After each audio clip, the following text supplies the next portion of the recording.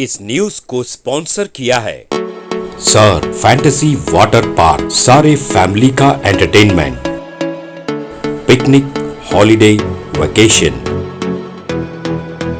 सबके लिए बेहतरीन वाटर पार्क। आप भी आइए, सबको लाइए। Sir fantasy water park, address बीरनकपो नियर गौशावली दरगाह, KGF, कर्नाटका। Contact details 9483444290, 9480107826।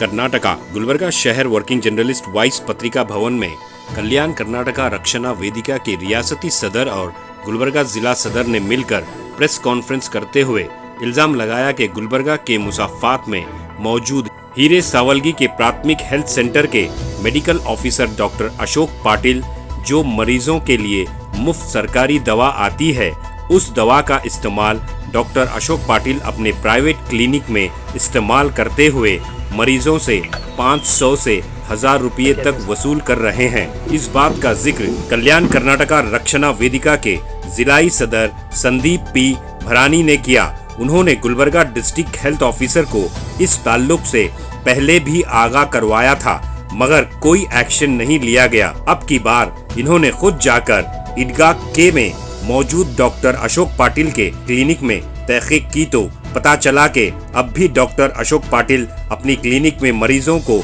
सरकारी दवा ही दे रहे हैं। संदीप पी भरानी ने गुलबर्गा डिस्ट्रिक्ट हेल्थ ऑफिसर से गुजारिश की है कि जल्द से जल्द डॉक्टर अशोक पाटिल पर एक्शन लिया जाए, वरना बड़े पैमाने पर एहतजाज मुनज़्ज़म किया जाएगा। जो दवा गरीबों को मुफ्त फराहम करनी है, उस दवा को डॉक्टर अशोक पाटिल धांधले से अपनी क्लिनिक में बेच रहे हैं। आइए देखते हैं तफसीली रिपोर्ट। Bureau report, Atraf TV Urdu news. ಪತ್ರಿಕಾ ಮಿತ್ರ ಮಾಧ್ಯಮ ಇವರಿಗೆ ಮುಂಜಾನೆ ಶುಭಾಶಯಗಳು। ಇವತ್ತಿನ ದಿವಸ ಈ ಒಂದು ಪತ್ರಿಕಾಗೋಷ್ಠಿಯಲ್ಲಿ ಭಾಗವಹಿಸಿದಂತಹ ಗೌತಮ್ ಗಣಜಿಲ್ಕೇಡ್ ಅವರು, ಸತೀಶ್ ಕಡೂಲ್ ಅವರು ಈ ಒಂದು ಪತ್ರಿಕಾಗೋಷ್ಠಿಯಲ್ಲಿ ಭಾಗವಹಿಸಿದ್ದಾರೆ। ಇವತ್ತೇನು ವಿಶೇಷ ಅಂತಂದ್ರೆ, 2 ತಿಂಗಳ ಹಿಂದುಗಡೆ ಕಲಬುರಗಿ ನಗರದ ಸವಳಗಿ ಗ್ರಾಮದಲ್ಲಿ, ಹಿರೇಸವಳಗಿ ಗ್ರಾಮದಲ್ಲಿ ನಿರೀಕ್ಷಣಾಧಿಕಾರಿಯಾದಂತಹ ಅಶೋಕ್ ಪಾಟೀಲ್ ಅವರು ಏನು ಹುಂಚಡಗಿಯಲ್ಲ ಗ್ರಾಮಕ್ಕೆ ಏನಪ್ಪಾ ಅಂದ್ರೆ ನಿರೀಕ್ಷಣಾಧಿಕಾರಿ ಅಂತ ನೇಮಕ ಮಾಡಿರ್ತಾರೆ। ಅವರು ಸರ್ಕಾರದಿಂದ ಬಂದಂತ ಏನಪ್ಪಾ ಅಂದ್ರೆ ಮೆಡಿಸಿನ್ಸ್ಗಳು, ಸರ್ಕಾರದಿಂದ ಬಂದಂತ ಮೆಡಿಸಿನ್ಸ್ಗಳು, ಇಂಜೆಕ್ಷನ್ ಆಗಿರ್ಬೋದು ಮತ್ತು ಟ್ಯಾಬ್ಲೆಟ್ಸ್ ಆಗಿರ್ಬೋದು, ಒಂದು ಔಷಧಿಗಳಾಗಿರ್ಬೋದು, ಬಡ ಕುಟುಂಬಗಳಿಗೆ, ಬಡ ಕಾರ್ಮಿಕರಿಗೆ ವಿತರಣೆ ಮಾಡ್ಬೇಕಂತ ಏನಪ್ಪಾ ಅಂದ್ರೆ ಸರ್ಕಾರ ಗೈಡ್ಲೈನ್ಸ್ ಮಾಡಿರುತ್ತದೆ। ಆದ್ರೆ ನಿರೀಕ್ಷಣಾಧಿಕಾರಿಯಾದಂತ ಅಶೋಕ್ ಪಾಟೀಲ್ ಅವರು ಅಲ್ಲಿ ಹುಂಚಿ ಅಡಿಲಿ ಗ್ರಾಮದಲ್ಲಿ ಬರೀ 1 ಗಂಟೆ ಮಾತ್ರ ಏನಪ್ಪಾ ಅಂದ್ರೆ ಅಲ್ಲಿ ಆರೋಗ್ಯ ಕೇಂದ್ರದಲ್ಲಿ ಕೂತ್ಕೊಂಡು, ಮತ್ತೆ ಮಧ್ಯಾಹ್ನದ ನಂತರ ಈ ಏನು ಸೆಂಟ್ರಲ್ ಜೈಲ್ ಮುಂಭಾಗದಲ್ಲಿ ಇರ್ತಕ್ಕಂತ ಕಣದಾಳ ಗ್ರಾಮದ ಪಕ್ಕದಲ್ಲಿ ಇರ್ತಕ್ಕಂತ ಒಂದು ತಗಾಕೆ ಗ್ರಾಮದಲ್ಲಿ ಒಂದು ಖಾಸಗಿ ಏನಪ್ಪಾ ಅಂದ್ರೆ ದವಾಖಾನೆ ತೆರೆದುಕೊಂಡು ಏನಪ್ಪಾ ರಾಜರೋಷವಾಗಿ, ಯಾರಿಗೂ ಹೇಳದೆ ಕೇಳದೆ ರಾಜರೋಷವಾಗಿ ಸರ್ಕಾರದಂತ ಬಂದಂತ ಒಂದು ಏನಪ್ಪಾ ಅಂದ್ರೆ ಟ್ಯಾಬ್ಲೆಟ್ಸ್ ಆಗಿರ್ಬೋದು, ಮೆಡಿಸಿನ್ ಆಗಿರ್ಬೋದು, ಏನಪ್ಪಾ ಗರೀಬರಿಗೆ ಏನಪ್ಪಾ ಅಂದ್ರೆ ವಿತರಣೆ ಮಾಡಿ ಅವರಿಂದ ದುಡ್ಡು ದೋಚುವಂತ ಕೆಲಸ ಮಾಡ್ತಾ ಇದ್ದಾನೆ। ಅಲ್ಲಿ ಇಟಗಾಕೆರೆ ಗ್ರಾಮದ ನಿವಾಸಿಗಳು ನನಗೆ ಕರೆ ಮಾಡಿ ಏನಪ್ಪಾ ಅಂತಂದ್ರೆ, ನಮ್ಮ ಗ್ರಾಮದಲ್ಲಿ ಏನಂದ್ರೆ ಗರೀಬರಿಗೆ ತಕ್ಲೀಫ್ ಆದಾಗ ಯಾವುದೋ ಒಂದು ಆಸ್ಪತ್ರೆ ಇಲ್ಲ, ಹಿಂಗ ಏನಪ್ಪಾ ಅಂದ್ರೆ ಗೌರ್ಮೆಂಟ್ ಅಧಿಕಾರಿಯಾಗಿ ಒಂದು ಪ್ರೈವೇಟ್ ಕ್ಲಿನಿಕ್ ಮಾಡ್ಕೊಂಡು ಕೆಲಸ ಮಾಡ್ತಾ ಇದ್ದಾರೆ ಅಂತ ನಮಗೆ ಕರೆ ಬಂದಾಗ ತಕ್ಷಣ ನಾವು ಈ ಇಟಗಾಕಿ ಗ್ರಾಮಕ್ಕೆ ಹೋಗಿ ನಾವು ಡಾಕ್ಟರ್ ಏನಪ್ಪಾ ಅಂದ್ರೆ ಅಶೋಕ್ ಪಾಟೀಲ್ ಅವರಿಗೆ ನಾವು ಒಂದು ಹಾಸ್ಪಿಟಲ್ ಅಲ್ಲಿ ಒಳಗಡೆ ಹೋಗುವ ಸಂದರ್ಭದಲ್ಲಿ ಆಲ್ರೆಡಿ ಒಂದು ಪೇಷಂಟ್ ಏನಪ್ಪಾ ಅಂದ್ರೆ ನೋಡ್ತಾ ಇದ್ದಂತ ಸಂದರ್ಭದಲ್ಲಿ ನಾವು ವಿಡಿಯೋ ಮುಖಾಂತರ 500 ರೂಪಾಯಿ ದುಡ್ಡು ತಗೋದು, ವಿಡಿಯೋ ಮುಖಾಂತರ ನಾವು ಏನಪ್ಪಾ ಅಂದ್ರೆ ಒಳಗಡೆ ಏನಪ್ಪಾ ಅಂದ್ರೆ ಡಾಕ್ಟರ್ಗೆ ನಾವು ಇವತ್ತು ವಿಡಿಯೋ ಮುಖಾಂತರ ಸಾಕ್ಷಿ ಸಮೇತರ ಹಿಡಿದಿರ್ತೀವಿ। ಈ ಸಂಬಂಧ ನಾವು ಈ ಒಂದು ಕೇಸಿನ ವಿಚಾರಣೆ ಏನಪ್ಪಾ ಅಂದ್ರೆ ನಾವು ಸಂಬಂಧಪಟ್ಟ DHO ಅವರಿಗೆ ಮತ್ತೆ THO ಅವರಿಗೆ ಏನಪ್ಪಾ ಅಂದ್ರೆ ನಾವು ಮನವಿ ಕೂಡ ಕೊಟ್ಟಿದ್ದೇವೆ। ವಿಡಿಯೋ ಸಾಕ್ಷಿ ಸಮೇತ ಏನಪ್ಪಾ ಅಂದ್ರೆ ನಾವು ಅವರಿಗೆ ಒಂದು ಮನವಿ ಕೊಟ್ಟಿದ್ದೇವೆ। ಕೊಟ್ಟರು ಕೂಡ ಯಾವುದೇ ಒಂದು ಅಧಿಕಾರಿಗಳು ಆದಂತ ಘಟನೆ ಸ್ಥಳಕ್ಕೆ ಹೋಗಿ ಯಾವುದೇ ಒಂದು ವೀಕ್ಷಣೆ ಮಾಡಿಲ್ಲ। ಕೇಳಕ್ ಹೋದ್ರೆ ಇಲ್ಲಪ್ಪ ಎಲೆಕ್ಷನ್ ಕೋಡ್ ಆಫ್ ಕಂಡಕ್ಟ್ ಇದೆ, ಹೋಗ್ತೀವಿ, ಇವತ್ತು ಹೋಗ್ತೀವಿ, ನಾಳೆ ಹೋಗ್ತೀವಿ ಅಂತ ಹೇಳಿ ಅಧಿಕಾರಿಗಳು ಕೂಡ ಏನಪ್ಪಾ ಅಂದ್ರೆ ಅಶೋಕ್ ಪಾಟೀಲ್ ನಿರೀಕ್ಷಣಾಧಿಕಾರಿ ಅವರು ಕೂಡ ಶಾಮೀಲಾಗಿ ಈ ಕೇಸ್ ಮುಚ್ಚುಹಾಕುವಂತ ಕೆಲಸ ಮಾಡ್ತಾ ಇದ್ದಾರೆ. ಕೂಡಲೇ ಏನಪ್ಪಾ ಅಂತಂದ್ರ DH ಅವರು ಹಾಗೂ TH ಅವರು ಮತ್ತೆ ಹೋಗಿ ಏನಪ್ಪಾ ಅಂದ್ರೆ ವಿಚಾರಣೆ ಮಾಡಿ ಅಶೋಕ್ ಪಾಟೀಲ್ ನಿರೀಕ್ಷಣಾಧಿಕಾರಿ ಏನಪ್ಪಾ ಅಂದ್ರ ಅವ್ರಿಗೆ ಕೂಡಲೇ ಏನಪ್ಪಾ ಅಂದ್ರ ಸಸ್ಪೆಂಡ್ ಮಾಡ್ಬೇಕಂತ ಈ ಕಲ್ಯಾಣ ಕರ್ನಾಟಕ ರಕ್ಷಣಾ ವೇದಿಕೆ ಅಂತ ಮನವಿ ಮಾಡ್ತಾ ಇದ್ದೀವಿ. ಒಂದು ವೇಳೆ ತಾವೇನಾದ್ರೂ ಒಂದು ಅಧಿಕಾರಿ DH ಹೋಗಿ ಅವನಿಗೆ ಅಮಾನತು ಮಾಡದಿದ್ದಲ್ಲಿ DH ಕಚೇರಿ ಮುಂದೆ ಉಗ್ರವಾಗಿ ಪ್ರತಿಭಟನೆ ಮಾಡ್ತೀವಿ ಅಂತ ನಾವು ಈ ಪತ್ರಿಕಾ ಮುಖಾಂತರ ನಾವು DH ಅವರಿಗೆ ಹೇಳಕ್ ಇಷ್ಟಪಡ್ತೇವೆ. ಈ ಕಲಬುರಗಿ ಜಿಲ್ಲೆಯಲ್ಲೆಲ್ಲ ಸುತ್ತಮುತ್ತ ಹಳ್ಳಿಗಳಲ್ಲಿ ಏನು ನಕಲಿ ವೈದ್ಯರ ಹಾವಳಿ ಹೆಚ್ಚಾಗ್ತಾ ಇದೆ. ನಕಲಿ ವೈದ್ಯರ ಹಾವಳಿ ಏನಪ್ಪಾ ಅಂದ್ರೆ ಈಗಾಗಲೇ ಮಳೆಗಾಲ ಸ್ಟಾರ್ಟ್ ಆಯ್ತು. ಈಗ ಪ್ರತಿಯೊಂದು ಮನೆಯಲ್ಲಿ ಕುಟುಂಬದಲ್ಲಿ ಒಂದು ಆರೋಗ್ಯ ಸಮಸ್ಯೆ ಏರುಪೇರು ಇರ್ತಕ್ಕಂಥದ್ದು.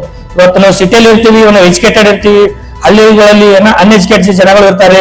ಈ RMP ಡಾಕ್ಟರ್ಗಳು ದೊಡ್ಡ ದೊಡ್ಡ ಕ್ಲಿನಿಕ್ ಹಾಕೊಂಡು THO DHO ಏನಪ್ಪಾ ಅಂದ್ರೆ ಶಾಮೀಲಾಗಿ ಅವ್ರಿಗೆ ಮಂತ್ಲಿ ದುಡ್ಡು ಕೊಡುವಂತ ಕೆಲಸ ಮಾಡ್ತಾ ಇದ್ದಾರೆ. ಅಂತಲ್ಲಿ ಏನಪ್ಪಾ ಅಂದ್ರೆ ತಾಲೂಕು ಅಧಿಕಾರಿಗಳು ಹೋಗಿ ಗ್ರಾಮಗಳಲ್ಲಿ ತಾಲೂಕುಗಳಲ್ಲಿ ಒಂದೇನಪ್ಪಾ ಅಂದ್ರೆ ಒಂದು ವೀಕ್ಷಣೆ ಮಾಡಬೇಕು. ಅಂತ ನಕಲಿ ವೈದ್ಯರ ವಿರುದ್ಧ ಏನಪ್ಪಾ ಅಂದ್ರೆ ಕ್ರಮ ಕೈಗೊಳ್ಳಬೇಕು. ಅದು ಯಾವುದೇ KMFC ಒಂದು ಅನುಮತಿ ಪಡೆಯದೆ ರಾಜರೋಷವಾಗಿ ಇವತ್ತು ರಾಜಕಾರಣಿಗಳ ಹೆಸರು ಹೇಳ್ಕೊಂಡಾಗಿರ್ಬೋದು, ಅಧಿಕಾರಿಗಳ ಹೆಸರು ಹೇಳ್ಕೊಂಡಾಗಿರ್ಬೋದು, ಇವತ್ತೇನಪ್ಪಾ ಅಂದ್ರೆ ದವಾಖಾನೆಗಳು ನಡೆಸ್ತಾ ಇದ್ದಾರೆ. ಕೂಡಲೇ ಅಂತ ಹಾಸ್ಪಿಟಲ್ಗಳಿಗೆ ಏನಪ್ಪಾ ಅಂದ್ರೆ ದಾಳಿ ಮಾಡಬೇಕು. ಅವ್ರಿಗೆ ಏನಪ್ಪಾ ಅಂದ್ರೆ ಅವ್ರ ಮೇಲೆ FIR ದಾಖಲೆ ಮಾಡಬೇಕು. ಮತ್ತೇನಂತಂದ್ರೆ ಇಲ್ಲಿ ಕಲಬುರಗಿ ಜಿಲ್ಲೆಯ DH ಏನಪ್ಪಾ ಅಂದ್ರೆ ಇವತ್ತು ರಾಜಕಾರಣಿ ಒತ್ತಡದಿಂದ ಯಾವುದೇ ಒಂದು ಸರಿಯಾಗಿ ಕೆಲಸ ಮಾಡ್ತಾ ಇಲ್ಲ ಅಂತ ಅನಿಸ್ತಾ ಇದೆ. ಯಾಕಂದ್ರೆ ನಾನು ಸುಜನಿ ಆಸ್ಪತ್ರೆ ಒಂದು ಉದಾಹರಣೆ, ಸುಜನಿ ಆಸ್ಪತ್ರೆಯಲ್ಲಿ ಭ್ರೂಣ ಹತ್ಯೆ ಆದ್ರೂ ಕೂಡ ನಾನು ತಕ್ಷಣವಾಗಿ ಅರ್ಜಿ ಕೊಟ್ಟಿದ್ದೇನೆ.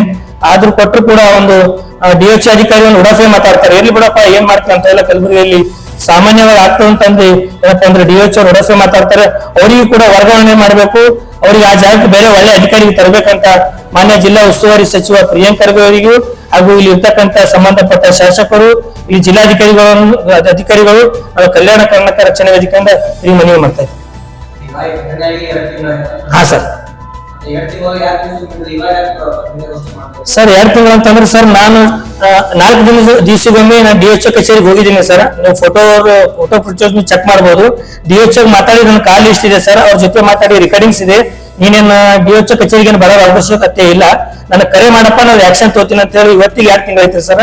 ನನ್ನ ಎದುರು ನಾನು DHO ಭೇಟಿಯಾದಾಗ TH ಕರೆ ಮಾಡಿದ್ರು. ಕರೆ ಮಾಡಿದಾಗ ಏನಪ್ಪಾ ಅದು ವಿಡಿಯೋ ಸಮೇತ ತಗೊಂಬಂದಾರ. ನಮ್ದೇನಪ್ಪಾ ಮಾನ ಮರ್ಯಾದೆ ಹೋಗ್ತಾನೆ ಇಲಾಖೆಯವರು.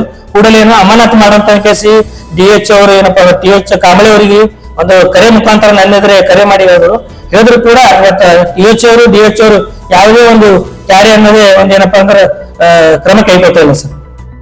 ದಿನಗಳ ಹಿಂದೆ ಕಾಲ್ ಮಾಡಿದಾಗ ನಾನು ಬಿದರ್ ಬಂದಿದ್ದೀನಪ್ಪ, ಮತ್ತೆ ಅದು ನೋಡ್ಕೊಂಡು ಏನದ ಪ್ರೊಸೀಜರ್ ಎಲ್ಲಿಗೆ ಬಂದ ನೋಡ್ಕೊಂಡು ಹೇಳ್ತೀನಿ ಅಂತ ಸರ್.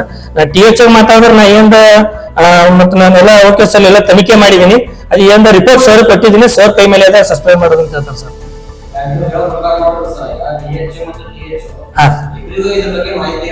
ನೂರಕ್ಕೂ ಸತ್ಯವಾದ ಮಾತ್ರ ಸರ್. ಎಕ್ಸಾಂಪಲ್ ಸತ್ಯವಾದ ಮಾತ್ರ ಸರ್. ನಾವು DH ಮಾತಾಡಿದ್ರೆ ನಮ್ಮ ರೆಕಾರ್ಡಿಂಗ್ಸ್ ಇದೆ ಸರ್. ಸರ್ ಕಲಬುರಗಿ ಜಿಲ್ಲೆಯಲ್ಲಿ ರಾಜರೋಷವಾಗಿ ದಿನ ನಡೀತಾ ಇದೆ ಸರ್.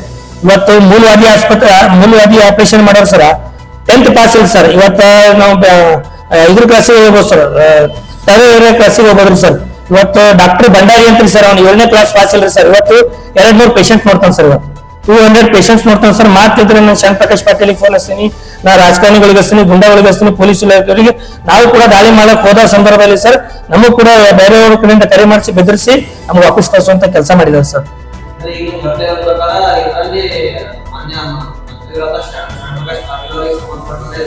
ಎಲ್ಲ ಕಲಬುರಗಿ ಜಿಲ್ಲೆಯಲ್ಲಿ ಪೂರಾ ರಾಜಕಾರಣಿಗಳು ಫಾಲೋವರ್ಸ್ ಕಲಬುರಗಿಯಲ್ಲಿ ನಕಲಿ ವೈದ್ಯರು ಬಹಳ ಹಾವಳಿ ಇದೆ ಸರ್. ಕಲಬುರಗಿಯಲ್ಲಿ ನಕಲಿ ವೈದ್ಯರು ಬಹಳ ಜನ ಮಾತಿದ್ರೆ ಸ್ಟೇಟಸ್ ತೋರಿಸೋದು, ಅವ್ರ ಜೊತೆ ಇರ್ತಕ್ಕಂಥ ಫೋಟೋ ತೋರಿಸೋದು. ನನಗೆ ಪ್ರಿಯಾಂಕ್ ಖರ್ಗೆ ಸಾಹೇಬ್ರು ಗೊತ್ತಾರ, ನನಗೆ ಶಂಕರ್ ಪ್ರಕಾಶ್ ಪಾಟೀಲ್ ಗೊತ್ತಾರ, ನನಗೆ ಶಾಸಕರು ಗೊತ್ತಾರ. ಅವರೇ ಹಾಕೊಂಡಾರ. ಏನ್ರ ನಾವು ಒಳಗೆ ದಾಳಿ ಮಾಡಕ್ ಹೋದೇವು ಅಂತ ಹೇಳಿ ಸರ್ ಸೀದಾ ಮೇಡಮ್ ನಮ್ಮೇಲೆ ಒಂದು ವಿಡಿಯೋ ಮಾಡೋದು ಸರ್, ಇಂಥವ್ರು ಬಂದಾರ ಅಂತ ಹೇಳೋದು. ಅವ್ರ ಕಡೆ ನಾವು ಫೋನ್ ಮಾಡಿ ಸ್ಪ್ಯಾಕ್ ಮಾಡಿಸುವಂತ ಕೆಲಸ ಮಾಡ್ತೇವೆ ಸರ್. ನಮಗೆ ಜೀವ ಕೂಡ ಭಯನೂ ಇದೆ ಸರ್. ಬಹಳಷ್ಟು ನಮಗೆ ಕರೆಗಳು ಬಂದವು ಸರ್. ನಾವೊಂದು ಯಾವುದೋ ಸಿಟಿ ಮಾಡೋ ಸ್ಕೂಲ್ ಆಗಿರ್ಬೋದು, ಬೇರೆ ಬೇರೆ ಒಂದು ವಿಷಯಗಳಾಗ ನಮಗೆ ಬೆದರಿಕೆ ಕರೆಗಳು ಬಿಡುವ ಬಂದವು ಸರ್. ಅದನ್ನ ನಾವು ಯಾರಿಗೂ ಹೇಳ್ಕೊಂಡಿಲ್ಲ ಸರ್. ಯಾಕಂದ್ರೆ ಮಾಡಬೇಕಾಗಿತ್ತು ಸರ್. ನಮ್ಮ ಕಲಬುರಗಿಯಲ್ಲಿ ಹಂಗಂದ್ರೆ ಸರ್, ಕಲಬುರಗಿಯಲ್ಲಿ ಸಂಘಟನೆಗಳು ಎಲ್ಲ ಒಂದು ಬೇರೆ ಬೇರೆ ರೀತಿಲಿ ಇದಾರೆ ಸರ್. ನಮ್ಮ ಹತ್ರ ಒಂದು ಮಾತಾಡೋದು, ಬೇರೆಯವ್ರಿಗೆ ನನ್ನ ಬಗ್ಗೆ ಇನ್ನೊಂದು ವಿಷಯ ಮಾತಾಡೋದ್ರಿಂದ ನಮ್ಮ ಸಂಘಟನೆ ಒಂದಾಗಿಲ್ಲ ಸರ್. ಬರೀ ನಮ್ಮ ಸಂಘಟನೆಗಳು ಸರ್ ಬರೀ ಒಂದು ರಾಜ್ಯೋತ್ಸವ ಬಂದಾಗ ಅಷ್ಟೇ ಸಂಘಟನೆದವರು ಗುರುತಿಸ್ಕೊತಾರೆ ಸರ್ ಕಲಬುರಗಿ. ಯಾಕಂದ್ರೆ ದುಡ್ಡಿಗೆ ಹಾಸಿಗೆ ಸರ್. ನಾನು ಓಪನ್ ಆಗಿ ಹೇಳ್ತಾ ಇದ್ದೇನೆ ಸರ್, ನಾವು ರಾಜ್ಯೋತ್ಸವ ಮಾಡಿದೀವಿ ಸರ್, 1 ವರ್ಷ ಮಾಡಿ ನೋಡ್ತೇವೆ. ಇದು ಅಧಿಕಾರಿಗಳ ಮುಂದೆ ಕೈ ಕಟ್ಕೊಂಡು 500 ರೂಪಾಯಿ ಒಂದೊಂದು ಗಂಟೆ ನಿಂತ್ಕೊಳ್ಳಿ ನಮ್ಮ ನಾಚಿಕೆ ಬಂತಾರೆ ಸರ್. ಇದು ಏನಪ್ಪಾ ಅಂದ್ರೆ ದುಡ್ಡಿಗಾಗ ನಮ್ಮ ಕಲಬುರಗಿ ಜಿಲ್ಲೆ ಸಂಘಟನೆದವರು ದುಡ್ಡಿಗೆ ಆಗಾರ ಅಂತ ನಮ್ಗೆ ಅನಿಸ್ತಾ ಇದೆ ಸರ್. ಈ ಒಂದು ಹೋರಾಟ ಆಗ್ಲಿ, ಒಂದು ನ್ಯಾಯ ಕೊಡಿಸುವಂತ ಕೆಲಸ ನಮ್ಮ ಕಲಬುರಗಿ ಜಿಲ್ಲೆ ಬಹಳ ಕಮ್ಮಿ ಇದೆ ಸರ್. ಇನ್ನೊಂದು 100 ಇಬ್ಬರು ಒಳ್ಳೆ ಏನಪ್ಪಾ ಹೋರಾಟಗಾರ ಅಂತ ನಾನು ಹೇಳಕ್ ಇಷ್ಟಪಡ್ತೀನಿ ಸರ್. ಹೌದು ಸರ್, ಹಗಲೇ ಸರ್.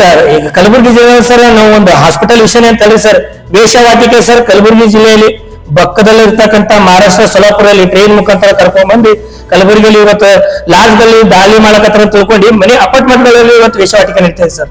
ಇವತ್ತು ನಾನು ಯಾತ್ರಿ ನಿವಾಸ ಬಗ್ಗೆ ನಾನೊಂದು ಕಂಪ್ಲೇಂಟ್ ಕೂಡ ಕೊಟ್ಟಿದ್ದೀನಿ ಸರ್. ರೆಡ್ ಹ್ಯಾಂಡ್ ಹೋಗಿ ಹಿಡಿದೀನಿ ಸರ್. ಹುಡುಗಿಯರು ಸಿಕ್ಕಿದ್ದಾರೆ ಸರ್. ಕಲಬುರಗಿ ಜಿಲ್ಲೆ ಸ್ಕೂಲಿನ ಯೂನಿಫಾರ್ಮ್ ಅಲ್ಲಿ ಸಿಕ್ಕಿದ್ದಾರೆ ಸರ್. ಇದು ಅಧಿಕಾರಿಗೂ ಬರ್ತದ, ಪೊಲೀಸ್ ಇಲಾಖೆಗೂ ಬರ್ತದ.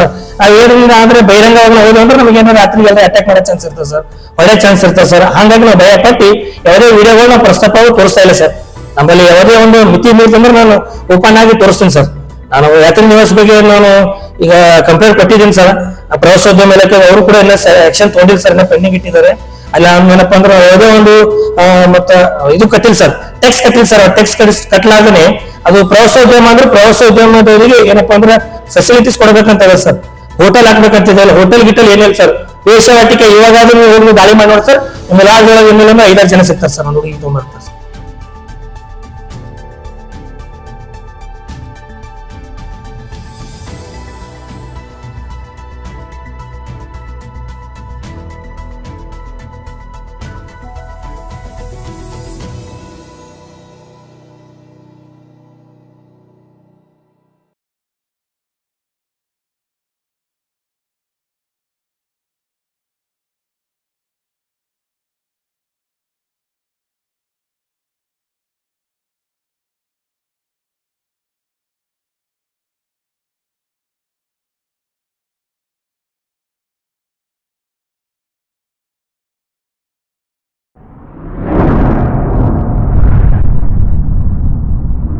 अतराफ टीवी, हर बात सच के साथ।